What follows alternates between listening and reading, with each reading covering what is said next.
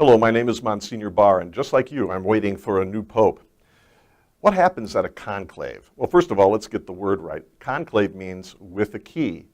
It comes from the Latin, and it comes from a time in the church's history when the cardinals had to be locked up in order to elect the pope.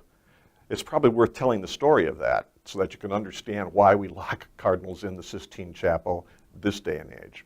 About 1,000 years ago, it took 3 years to get a pope, and finally the people were so upset that they locked the cardinals in the castle where they were voting, took off the roof, and gave them only bread and water. Well, amazingly, a pope was quickly selected, and the idea of conclave came into being.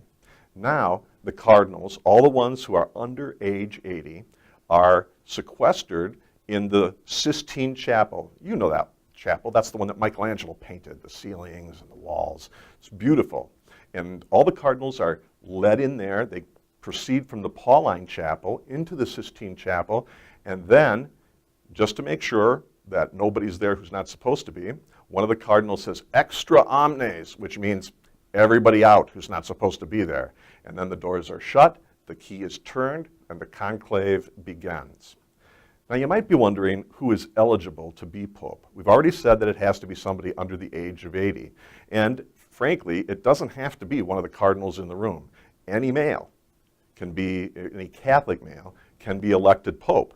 And that hasn't really, the last time a cardinal wasn't elected was over 1830 when Gregory the 16th was chosen. Ever since that time, only the cardinals were elected pope. And that's probably going to be the case this time as well. A cardinal to be elected needs 2/3 plus 1 of the voting cardinals in order to win. Once the doors of the Sistine Chapel are closed, the cardinals will begin to vote. 2 votes are taken in the morning, 2 votes are taken in the afternoon, and they're paper ballots.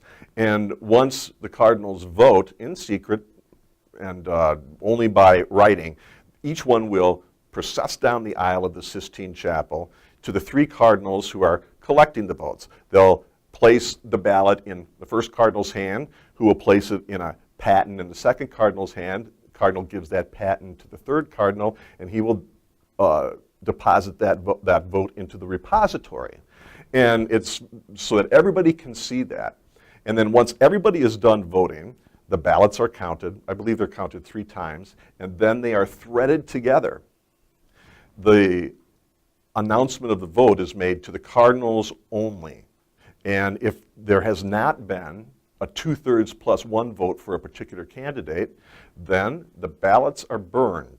And they're burned now with a chemical. They used to be burned with wet straw to give black smoke, saying to the people outside in St. Peter's Square, there is no pope yet. And if there is a pope, they are burned with, they used to be burned with a dry straw so that you'd have white smoke, but that is just very, very unpredictable. So now they burn it with chemicals to darken the smoke or to lighten the smoke, depending on whether we have a pope elected or not.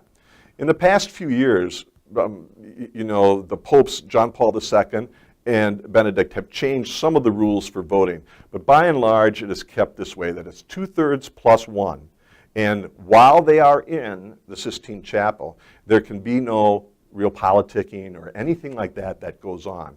And if after 3 days a pope is still not selected, then they have to break for a day of prayer. And there'll be a cardinal deacon or somebody else who is brought in to give a sermon to the cardinals, asking them once again to focus on who should be pope, who is best for the church at this time.